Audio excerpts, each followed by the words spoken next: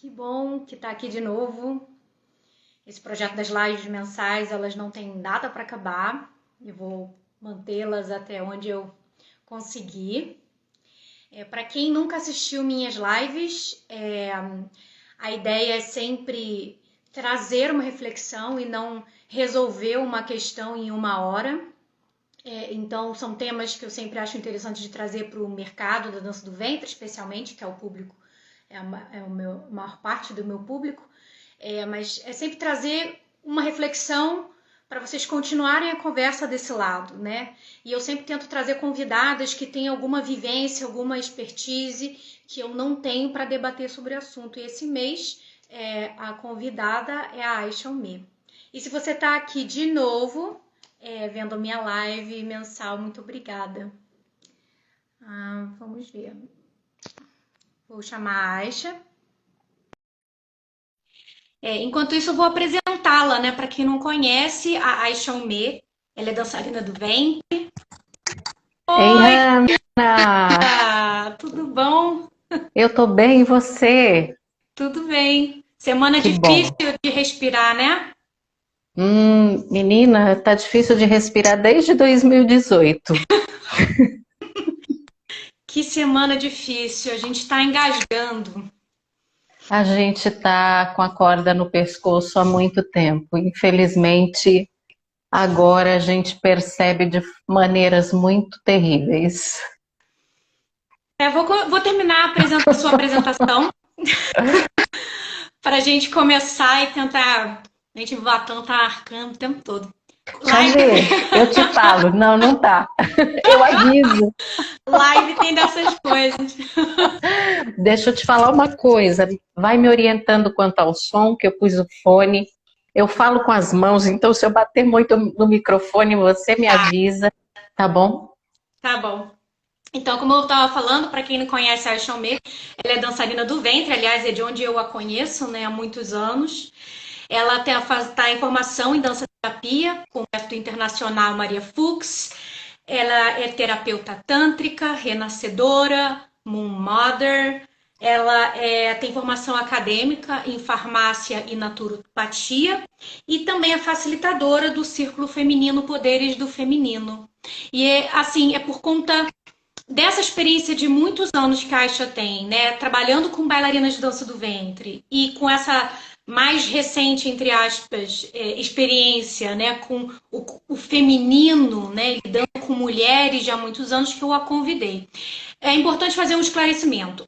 Nem eu nem a Aisha somos pesquisadoras acadêmicas na questão de conceito de gênero, de sexualidade, não é isso. E na verdade a live não é nem sobre a questão de gênero, a gente vai falar sobre o feminino, e isso vai ficar mais claro, eu espero, durante a live. Esse, na verdade, é o motivo da live, né? Porque a gente ouve falar tanto que a dança do ventre é uma dança feminina. E recentemente, eu pensei, mas por que a gente chama a dança do ventre de feminina, né? Por que a gente vive vendendo e repetindo, venha viver, venha fazer essa dança feminina, venha desenvolver sua feminilidade. E aí eu fui atrás do conceito de feminino, procurei alguns dicionários, assim, muito breve, e o que significa feminino é o que é relativo à mulher ou à fêmea. Atributos considerados como pertencentes às mulheres. E a questão do feminino, ela já é abordada dentro da psiquiatria e da psicologia, coisa que eu também não tenho a menor capacidade de desenvolver. O Freud é sempre citado como um estudioso feminino e como um bom homem do seu tempo, do início do século XX, ele fez uma pergunta muito sexista, né? Que ele queria saber o que a mulher queria. E chegou à conclusão de que ele não sabe o que uma mulher quer. Mas ele deixou contribuições. Lacan continuou seus trabalhos sobre o feminino, e uma das contribuições que ele deixou, uma das conclusões que o Freud chegou é de que o ser humano, na verdade, é uma mescla de características e traços psíquicos masculinos e femininos. Só que um dos sexos vai predominar naquele indivíduo. E aí eu queria perguntar para a Aisha, a primeira pergunta que eu queria fazer para ela, depois dessa digamos assim, ambientação sobre o objetivo da live é, na sua experiência, o que é esse feminino? Bom, primeiro, boa noite. Hanna, obrigada por vocês estarem aqui. Boa noite para todo mundo que está aqui. Quando você me convidou, eu queria compartilhar uma sensação antes de responder, né? Exatamente sobre esse estudo acerca do feminino. Porque quando você me convidou, eu te respondi, olha, vamos falar então dos meus recortes, que é o recorte da terapeuta tântrica, da sexualidade e da dança do ventre, que é uma coisa que eu falaria com conforto. Mas, na verdade, o que eu sempre sinto nas minhas pesquisas é que é uma questão multidisciplinar mesmo.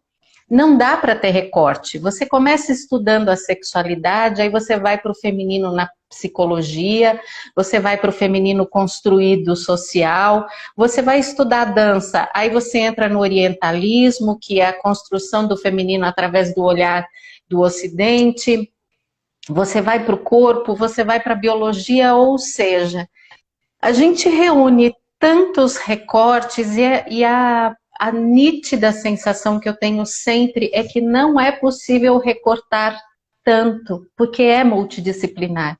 E isso é maravilhoso. Então, eu entendo quando Freud fala, eu não consigo entender. Parece que não dá para conceituar, vai muito além do gênero, vai muito além do que a gente pode conceituar.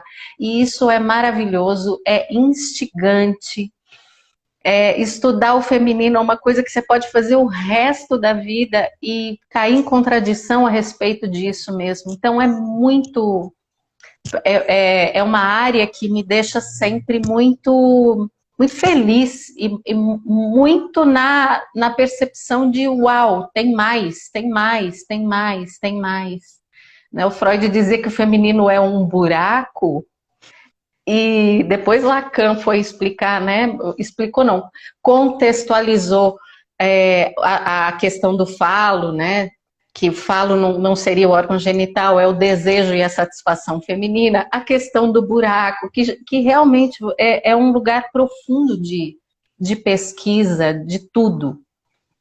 E aí, voltando agora, tentando fazer um pouquinho de recorte...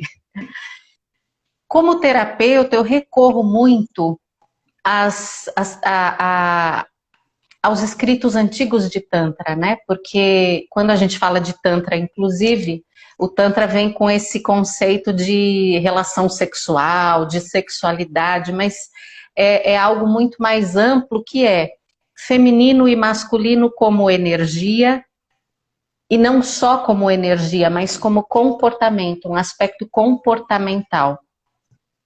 Então, vou usar um escrito tântrico taoísta que explica isso de uma forma rápida, né?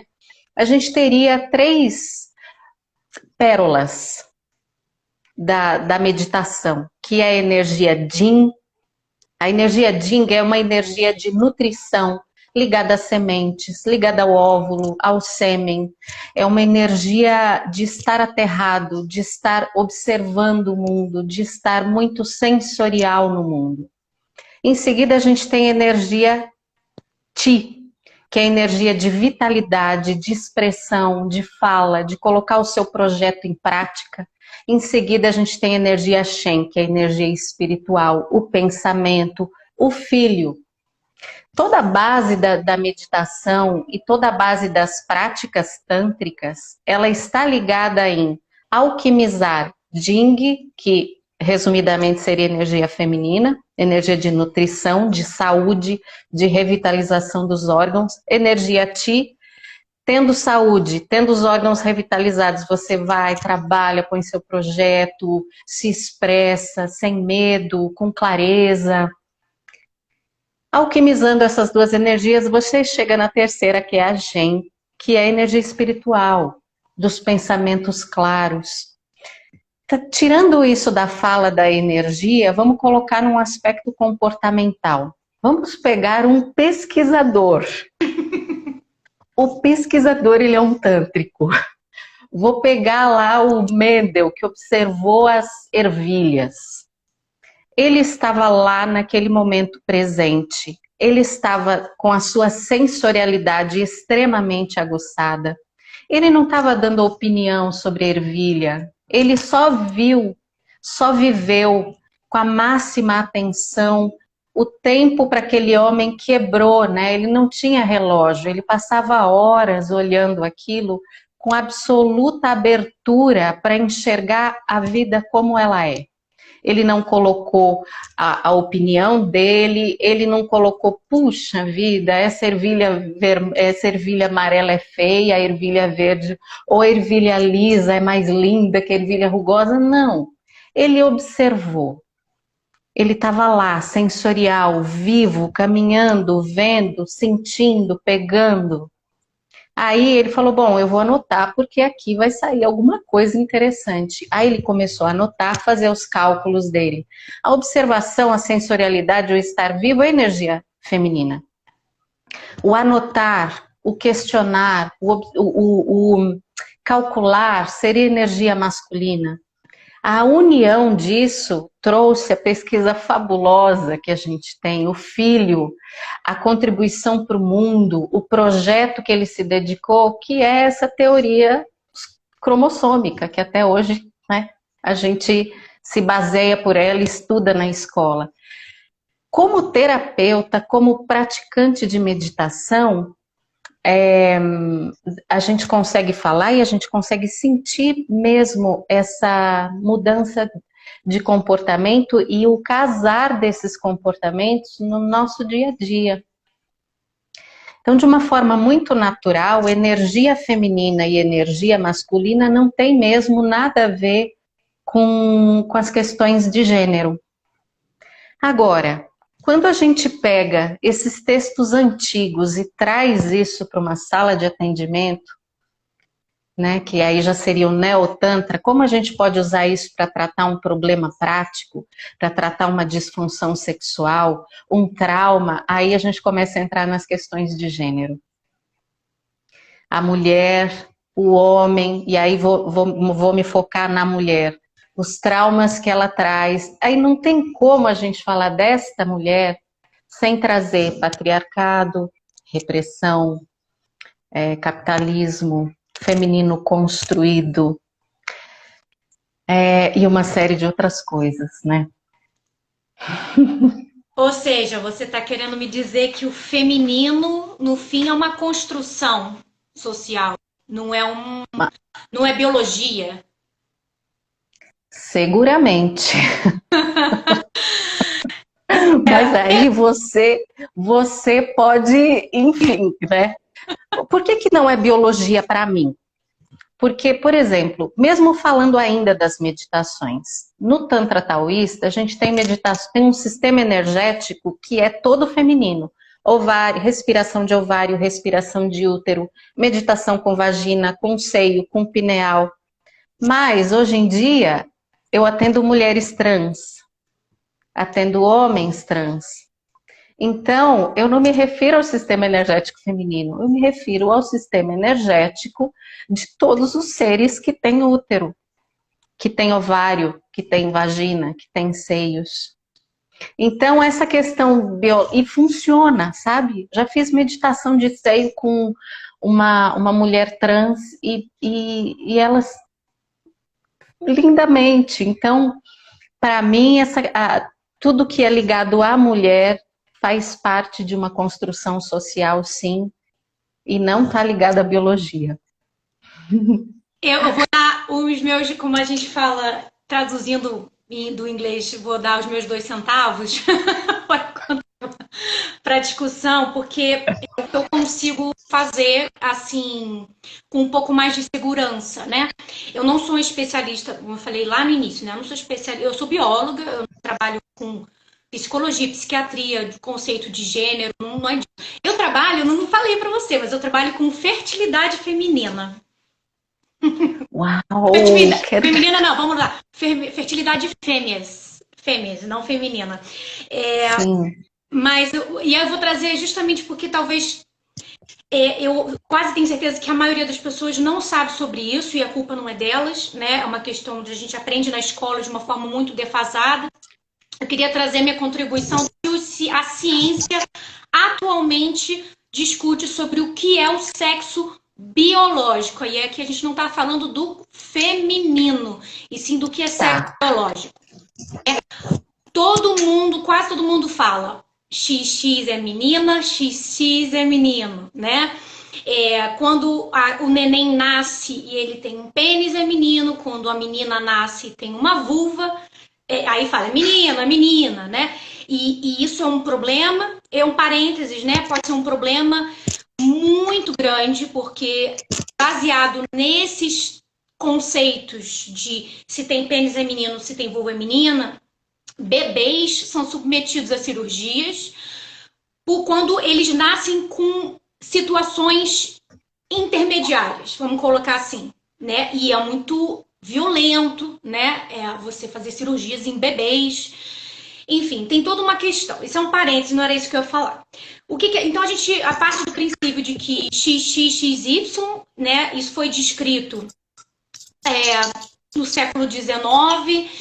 Vários organismos têm XXXY. A gente vai focar em humanos, porque, na verdade, sexo biológico é super complexo. Em plantas, Aisha, é uma loucura determinar sexo em planta. Vários animais não são. XXY é de humanos, alguns outros bichos também têm, mas não é a regra da natureza, né? Mas o que vamos falar de humanos? Humanos, o que acontece? Você tem sim XXXY, né, acontecendo. Só que assim, olha só, 1990, ontem eu já era viva. Teve a primeira descrição de um gene que foi chamado assim pelo gene da masculinidade. Ele está presente no cromossomo Y e, a princípio, só homens, vamos colocar assim simplificadamente, possuem esse gene.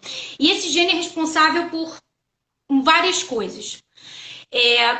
Quando os homens que nascem XY têm esse gene inativo, na verdade, eles não são homens, eles têm anatomia de mulher, fisiologia de mulher, comportamento de mulher.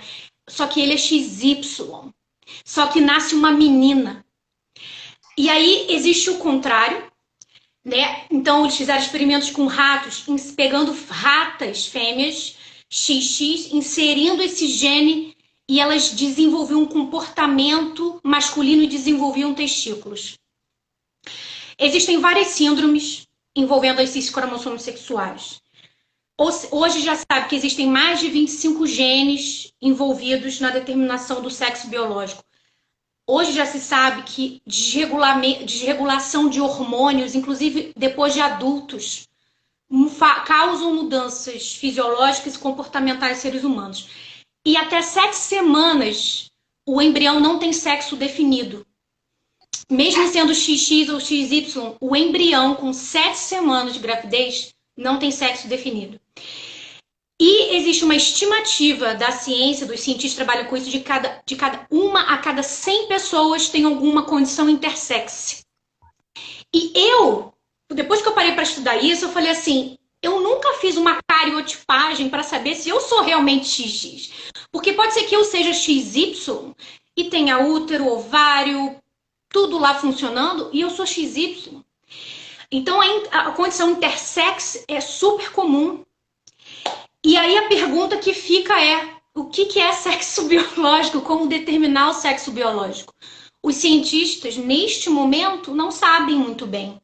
Eles estão começando a reorganizar os conceitos diante dessas descobertas. Então, não, XXXY não é o suficiente para dizer que você é um homem, você é macho ou fêmea.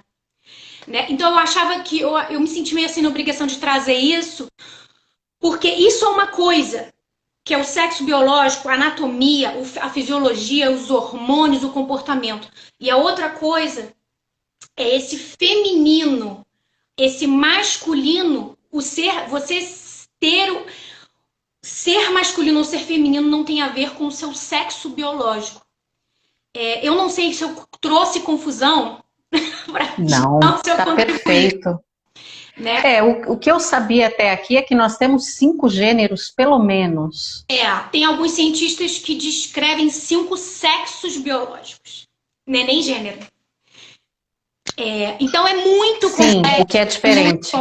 é muito complexo. Então, assim, o que eu quero dizer é que eu concordo com você que é muito fácil a gente simplificar por questões de conveniência, talvez, Exato. Por né? questões didáticas.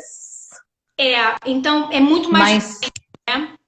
E uma coisa que eu só ouvi falar, mas eu não sei falar sobre isso, é de que existem culturas em que o intersexo é considerado um gênero.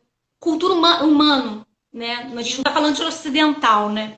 sim, sim. Eu faço aula, eu tenho aula de Vogue, que é uma dança muito incrível, assim, muito habilidosa. E o meu professor, ele é não binário, não binário. E uma das maravilhas de fazer aula com ele é aprender a falar no gênero neutro. E por que eu fiz tanta questão de aprender a falar no gênero neutro? Porque ele se sente feliz e acolhido com isso. Então eu me enrolo e falei, olha, você me corrige, que eu queria muito ser, né? Ele é maravilhoso. Ele, né, com I é maravilhoso. E eu tô aprendendo a como tratar essa pessoa maravilhosa que vem na minha casa. Agora a gente deu uma pausa por causa da pandemia, mas que tem uma condição e uma percepção de vida assim incrível. Incrível. Tô Vamos, aprendendo. vamos seguir. E eu vou Sim, aproveitar e fazer um comentário que vai caber com a próxima pergunta que eu vou fazer para você. O tá. Otávio já escreveu aqui que Pepeu Gomes e Baby já cantavam. Ser um homem feminino não fere o meu lado masculino. E tem tudo a ver com o que eu ia falar agora, porque É isso aí. existe uma bailarina estadunidense chamada Morocco Anti-Rock. Ela escreveu no livro Sim, dela, vamos simplificar, né? De que a dança do ventre, simplificar esse nome, né? Dança do ventre. Ela é uma dança sim, originalmente unissex, né? E que o que determina, ela até escreve que o que determinava sexo biológico, orientação sexual era genética e hormônios. Olha que engraçado, né? E ela nem é cientista. E não é movimento de dança que vai determinar que a dança do ventre é feminina. E aí ela diz que homens dançando dança do ventre, eles podem ser graciosos, sensuais, emocionalmente expressivos e ainda assim serem masculinos. A gente tem Ney Matogrosso, a gente sim. tem Nossa, me veio ele na cabeça. Maravilhoso. Tito Saif, bailarino egípcio, Tito Saif. Sim. Você vai dizer que ele é efeminado? Ele é muito masculino. Dançando daquela maneira delicada, graciosa, carismática. Não tem nada, Não não tem tem como não sorrir. Não tem como não sorrir. não Você tem, olha, de repente você fala, uau! não tem agressividade, não tem. E aí, mas me diz então por que que a gente chama a dança do ventre de dança feminina? Orientalismo, né? Para quem não. Bom, se tem alguém aqui que não sabe o que é orientalismo, eu vou explicar brevemente. Mas isso também é uma questão bem longa. Eu estava lendo há 2 dias atrás uma descrição do Essa de Queiroz sobre as dançarinas egípcias. Foi compartilhado no Face, acho que da Melinda. Uhum. Aí eu baixei, e aí ele fala das, da Razia, né, ou Gawazi, que eram as artistas de rua. O termo se refere tanto a artistas de rua como a ciganas. Ora, ele descreve essas ciganas com muito apreço. Ele faz uma comparação com o olho de uma cigana. Ele diz que ela tem um olhar de um tigre silencioso. Então ele descreve ela lindamente, aí ele descreve a outra dançando, ele fala que a outra é gorda e que o rosto dela está completamente apático, como se ela dançasse apenas por dinheiro. E aí ele descreve os homens dançando, que os homens eram muito desajeitados e que eles causavam confusão quando eram descobertos, quando os estrangeiros descobriam que eles eram homens dançando. Veja, orientalismo, o europeu descreveu o Oriente. E esse olhar, o europeu não, o estrangeiro, mas na sua grande maioria europeu, branco, homem com um olhar de superioridade, dizendo que aquele país era um país exótico e atrasado.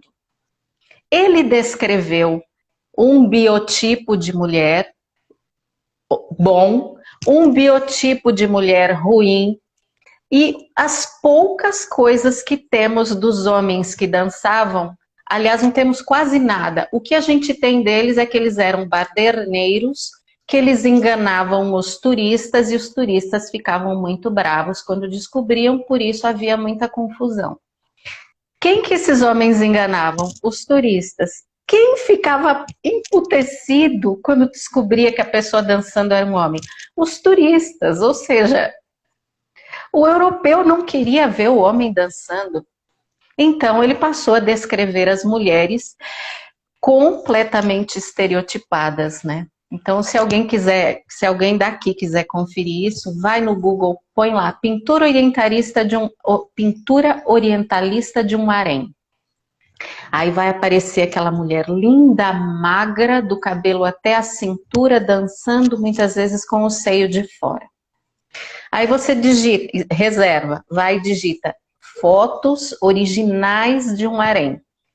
Vai aparecer mulheres magras, gordas, com pelos, bigode, pelos no braço, com a barriga coberta, a vestimenta completamente diferente. Ou seja, o homem está descrevendo um harém que ele nem entrou, porque harém não é lugar de homem, é harém de mulher. O homem oriental, ocidental, né? Para começar, harém, inclusive, não necessariamente está ligado a um lugar de confinamento de escravas sexuais. Harém é uma sala de mulheres. Então, um homem ocidental chega lá e descreve uma sala que ele nunca entrou, porque ele é homem, porque ele é estrangeiro, segundo a imaginação dele, ele não sabe o que rola lá dentro. Então, dizer que isso aconteceu no final do século XIX, não é muito longo, sim, né, também. Foi meio que ali também, né, recente. Foi ontem. Foi ontem. Para a história foi ontem. Isso. Então, o que a gente tem de dança o que a gente tem de descrição do homem dançando é uma visão completamente orientalista, que deprecia esse homem e que cria um estereótipo de beleza feminino que não corresponde ao estereótipo de beleza de uma mulher oriental, né? Inclusive, o que a gente tem, quem estuda a história das Gawazi aí é um horror. Quando eu comecei a estudar a história das Gawazi, eu tive dor no quadril, o meu corpo doeu de tanta tristeza que eu fiquei. Né? Porque ela teve um episódio que Napoleão mandou decapitar 400 Gawazi de uma vez, e a justificativa é que elas causavam muitas aglomerações e que tinha aumentado o número de casos de sífilis. Olha, né? Olha como essas mulheres foram vistas e descritas. Então é interessante a gente perceber o quanto a gente acredita num ideal que é orientalista, que não é o real oriental. E aí tem todo... A história... A live não é sobre isso, né? A gente está só comentando para quem nunca ouviu falar, mas assim... Aí logo depois, mais poucas décadas depois, a gente tem Hollywood e toda a troca, né? de cultural entre o cinema estadunidense e o egípcio, e a imagem daquela bailarina de dança do ventre sendo construída, né? Dentro dos cabarés, antes, né? Dentro dos cabarés egípcios, lá no 1910, 1920, aí chega o cinema hollywoodiano e egípcio na década de 30 e 40, e aí toda aquela imagem da bailarina da dança do ventre já começa a se estabelecer como um padrão que deve ser seguido e que até hoje ainda é considerado o padrão, né, de bailarina de dança do ventre, como ela deve ser. Magra, graciosa, com o cabelo grande, branca, né? E que tem que ser misteriosa, mas não pode, ela, ao mesmo tempo que ela tem que ser misteriosa, ela não pode, né? Ela não pode também ser muito real, né? Ela é colocada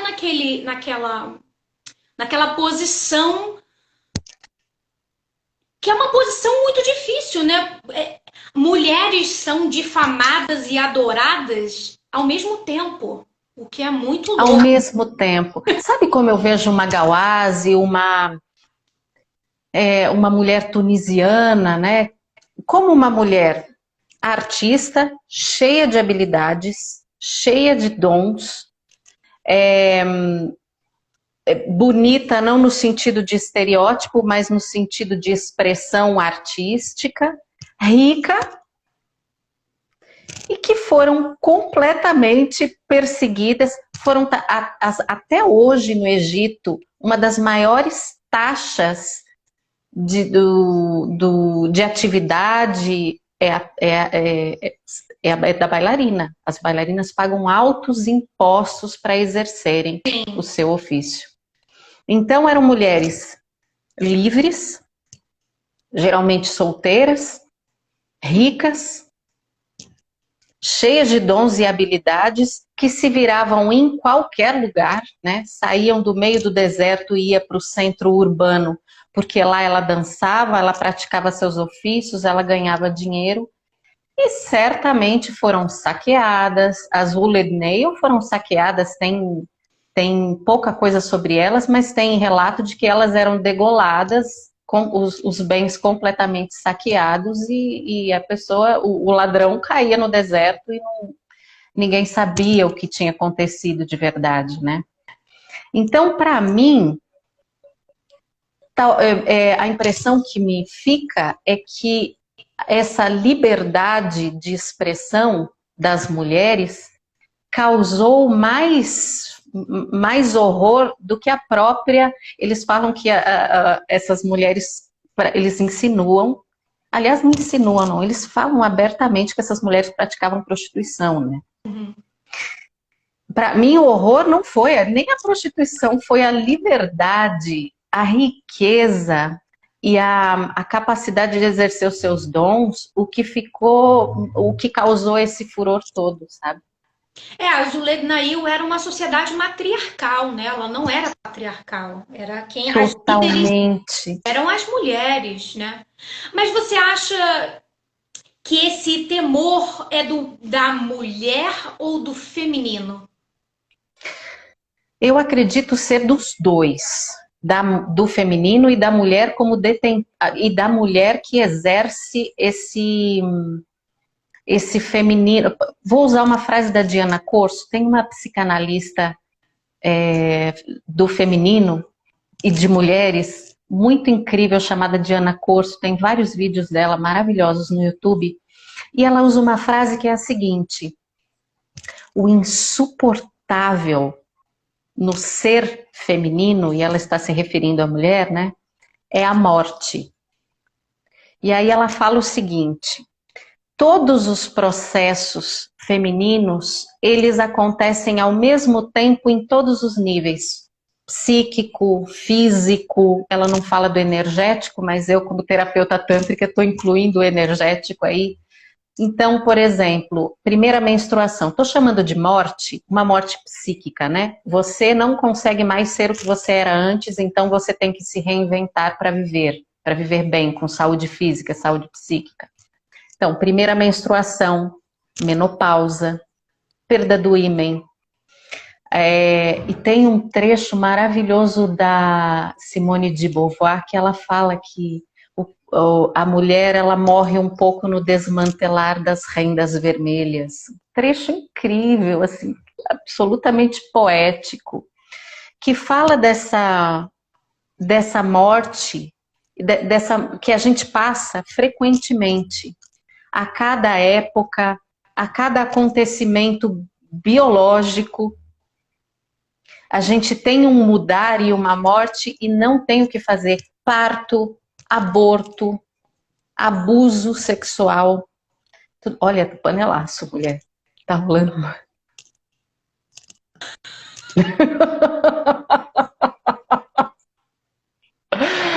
Vontade de abrir a janela, vamos voltar para o gato. Então, ela traz esse conceito de feminino e de mulher como um ser instável. Porque instável porque é orgânico. E aí eu penso, se eu falar, eu tô pensando agora, me veio à cabeça um aspecto de celular mesmo, né? Se eu falar besteira, você me corrige aí. Quando a gente ovula, né? A gente não produz mais células, o seio incha, o endométrio, né? E aí, quando o corpo não gera, aquelas células todas morrem. A gente coloca tudo para fora do corpo. Estou falando bobagem ou não? Não, a menstruação é a expulsão de todo aquele tecido cheio de sangue que o endométrio produziu para receber um óvulo fertilizado. Então, exato. Então, se a gente olhar, biologicamente, a gente se expande, cria, aumenta as células e aquilo morre tudo. Energeticamente também. Psiquicamente também, todos esses processos de constrói, desconstrói, constrói, desconstrói, fazem muito parte do corpo da mulher e do corpo dos seres que tem. Útero, ovário, seja independente do gênero. Então, quando você me pergunta desse medo do feminino, eu acho que, na verdade, é um medo dessa instabilidade, do que não é cartesiano, do que morre e renasce o tempo inteiro, daquilo que a gente não consegue colocar numa caixinha, porque não vai dar certo. Não existe caixinha para isso. A gente vai continuar nesse assunto, você vai entender porque é só uma informação a mais, a gente vai continuar falando sobre isso, você vai entender por quê. Por um acaso, há umas semanas atrás, eu li uma entrevista de uma estudiosa de gênero daqui dos Estados Unidos, e ela falou que nos anos 70, aqui nos Estados Unidos, houve uma pressão muito grande do movimento feminista que ajudou a mudar os catálogos de roupas de crianças, né? Que eles chamaram de boys to girls, que é assim, meninas puderam passar a usar roupas de meninos, crianças, né? Então as meninas, em vez de usar só vestidinha, agora podiam usar bermudinhas, calças, tênis e tal. Mas ela fala que até hoje o contrário não aconteceu. O homem, né? Quem se diz homem não pode usar o que é considerado de mulher, né? Ele não pode se tornar feminino se ele quiser usar um vestido, uma calça, se ele quiser fazer uma sobrancelha, se ele quiser usar uma maquiagem. Isso não acontece, não é uma barreira, né, que a sociedade não ultrapassou, né? E quando a gente fala que o feminismo é importante para os homens e eles não acreditam, né? Isso é mais um exemplo de como o feminismo liberaria esses homens dessas correias, né? Que os prendem de regras, né? Não é só as mulheres que também... Eu acho que mulher sofre mais, mas assim, os homens também perdem muito com o machismo. E aí... Então o mundo feminino abraçou muito o masculino, né? Hoje você tem mulheres engenheiras, né? Ninguém fala nada, mulher mecânica, mulher que pedreira, mulher carregando o saco e todo mundo fala legal. O contrário é muito complicado de acontecer, né? E aí é isso, a gente ainda vai continuar nesse assunto. Por que que é tão difícil o homem, né? Esse conceito de homem, né? Essas características que a gente falou lá no início. Por que é tão temeroso ele entrar nesse mundo que é considerado feminino? Maquiagem, depilação, sabe? Vaidade, estética, moda. Por que é tão difícil? O que tem de tão difícil, né? Por que eles têm tanto medo? Por que eles não gostam? Por que eles se incomodam tanto com homens efeminados? Porque a gente tem um capitalismo que é considerado o uau, né, do poder. Então, muitas vezes eu vejo homens com discursos que, na verdade, refletem uma mentalidade de não querer perder essa posição de poder e para passar para essa posição de vulnerabilidade. Porque o feminino, ele tem uma posição de vulnerabilidade no sentido de que ele é sensorial e de que ele está aqui convivendo com tudo, sendo permeado por todas as observações, por todos os acontecimentos, né? Então, é muito mais fácil você catalogar as coisas, você levar tudo para o lado racional, do que estar realmente vivendo e sendo permeado pelas coisas. E socialmente falando, os homens têm uma posição menos vulnerável, né? Para tudo. Tudo que é considerado de homem simboliza poder e simboliza status. Então, eu ligo isso a um medo de perder status, perder hoje o que é considerado o legal. Ou seja, o feminino é uma construção social. O feminino é uma construção social, mas isso é inegável, né? O que é de mulher está aí muito catalogado como uma forma de aprisionamento mesmo, né? Isso aqui, sempre atrás do capitalismo tem uma mulher lavando, passando, cozinhando de graça, gastando rios de dinheiro. Eu não sou contra nada, não sou contra cirurgia plástica, não sou gente, sou mega vaidosa, mas quando você começa a questionar se de fato esta é a sua escolha ou é uma escolha super imposta para você também manter esse lugar de poder, né? Aí as coisas vão começando a ficar um pouco diferentes, né? Então, voltando, por trás do capitalismo, tem uma mulher gastando rios de dinheiro com uma depilação que de repente ela não quer fazer, usando uma roupa X que de repente não é a praia dela. Então, as construções de tudo que é de mulher, infelizmente, trazem um controle e trazem a base do capitalismo que a gente vive hoje.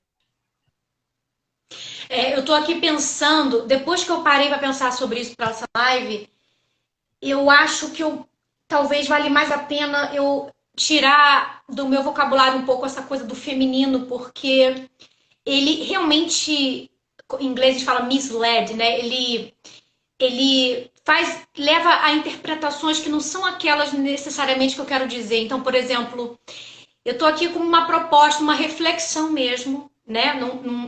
Eu estou realmente neste momento refletindo, será que vale a pena a gente continuar falando que a dança do ventre é uma dança feminina?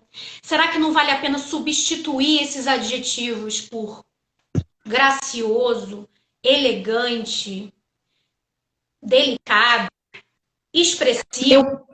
Eu questiono isso, Hanna, pelo seguinte, A dança do ventre, sendo uma dança delicada, graciosa, tarará, também é uma construção orientalista. É. Porque se você observa uma cigana dançando na rua, e a gente sabe que a dança da Gawase, da cigana, da artista de rua, e a dança da Walin, né, que era uma artista um pouquinho mais elitizada, que estava dentro das casas, enfim. Essas duas artistas são a base do que a gente tem hoje como dança do ventre.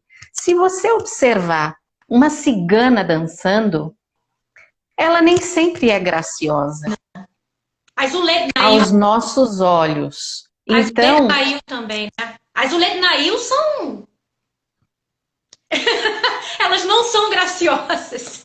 haja visto que o primeiro vídeo censurado na história foi exatamente o vídeo ou provavelmente uma razia, né? Uma cigana, uma artista de rua, o vídeo foi censurado porque ela fazia contrações pélvicas rápidas, ela batia a virilha para cima.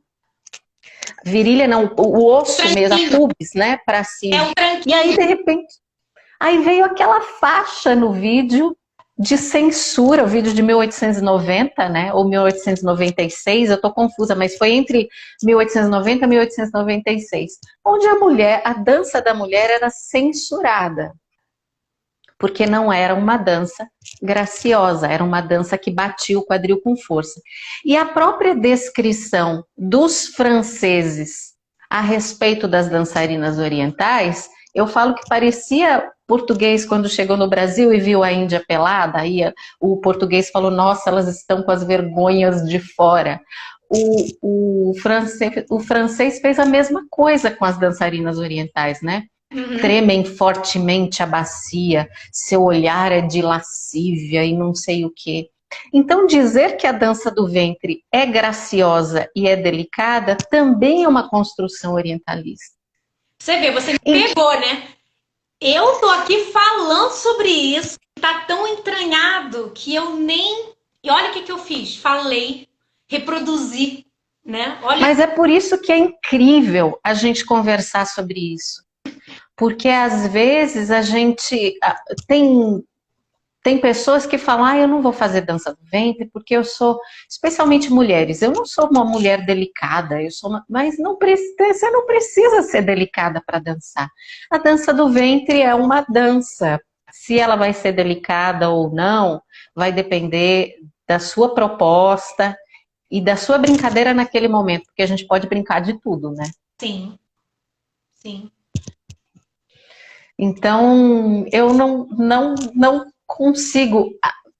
Para mim, a dança do ventre, ela é feminina, não de mulher.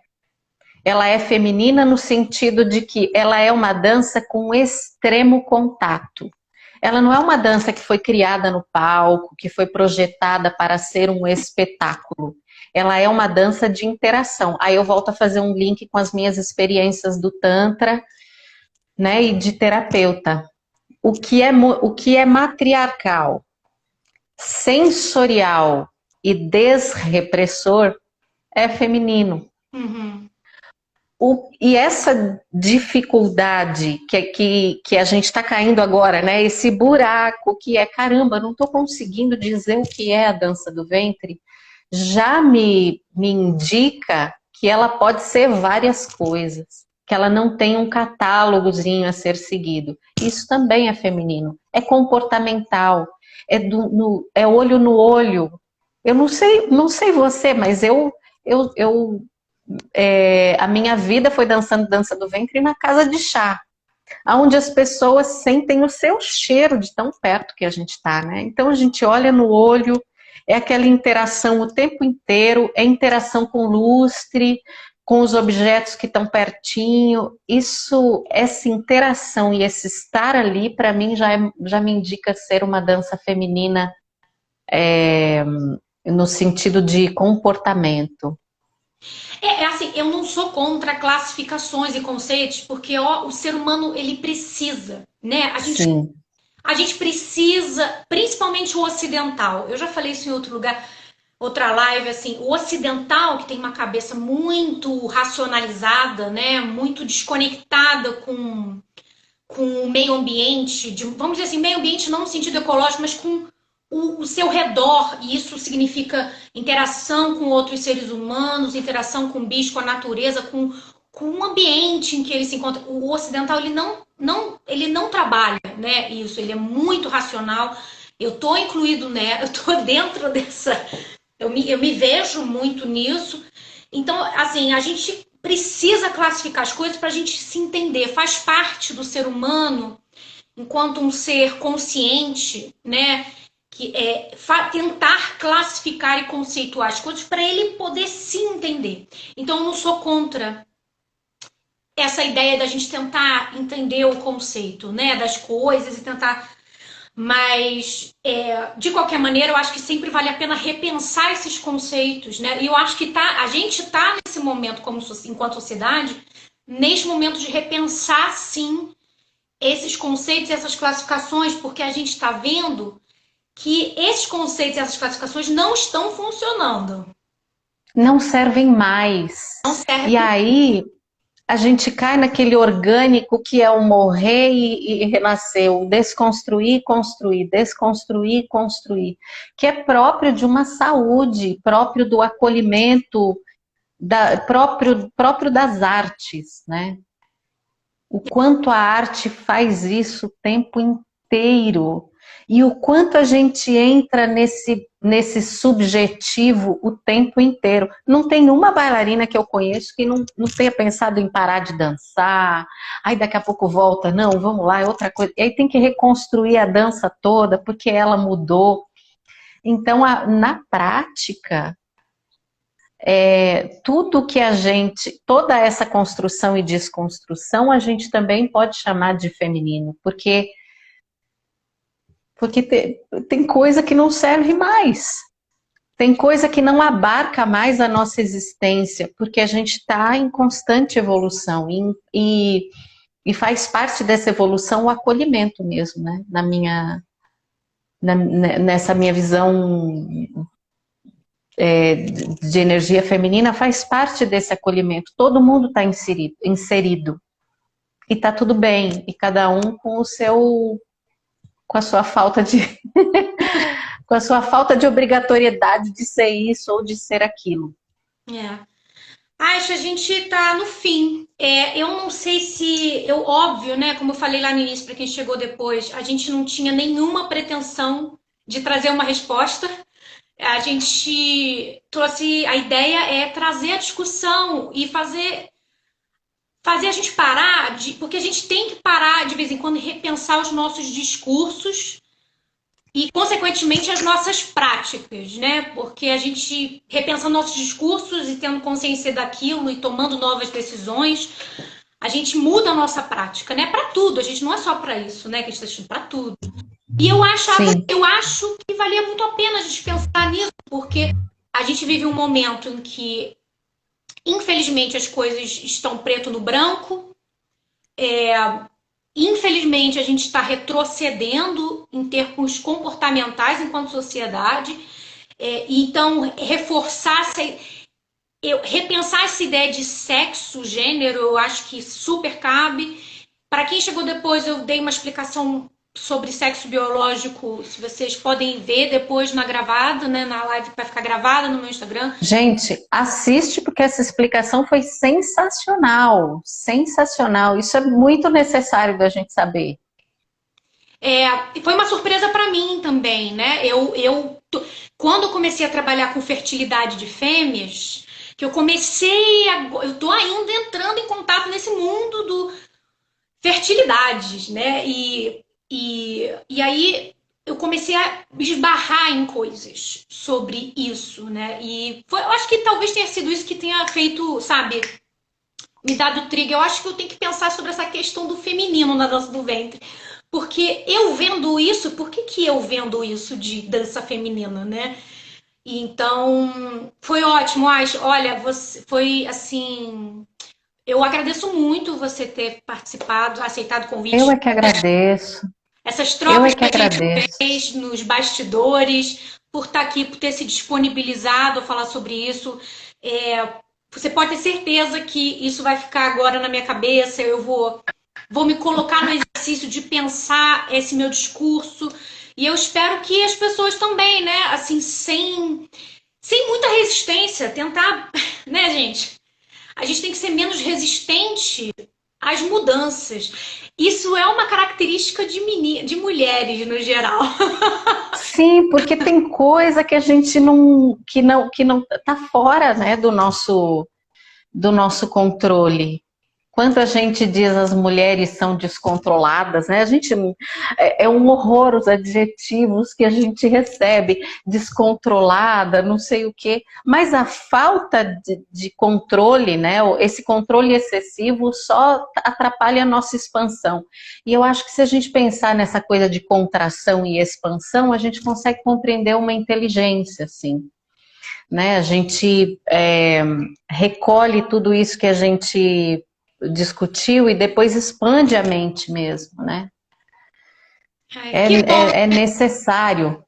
Obrigada, olha, eu tô vendo aqui, Nura, um beijo. Eu sou meio prego de live, eu não consigo ficar subindo e descendo, eu vi só o comentário da Não, Nura. mas aí eu tomei conta, as pessoas ficaram mais ouvindo mesmo, botaram carinhas bonitinhas. Eu acho que agradamos, né? E, obviamente, né, eu imagino que para você também, Aisha, se quiserem conversar com a gente depois no privado, buscar, mandar mensagem, eu acho que são bem-vindas, né? Assim. Tô super aberta, como a Hannah falou, eu não tenho definição alguma, também não tenho a pretensão de ter, porque eu acho que esse é um terreno sem, né, sem essa pretensão. Mas estou muito aberta a trocar ideias e a aprender mesmo, porque o bonito da vida é aprender. Nossa, é a melhor coisa. Obrigada, Obrigada. gente. Um beijo para vocês, boa noite. Se ainda Um tiver beijo. panelaço acontecendo, vai lá na janela. Pode deixar. Nura tá terrível, viu? O comentário dela aqui arrasou, Eu Nura. vi. Um beijo. Pois é, falam que mulher é histérica, mas vê homem no poder se não é histérico. Exatamente. Tá com dois, já vimos dois histéricos recentemente aí. Um beijo. Tchau. Tchau, tchau.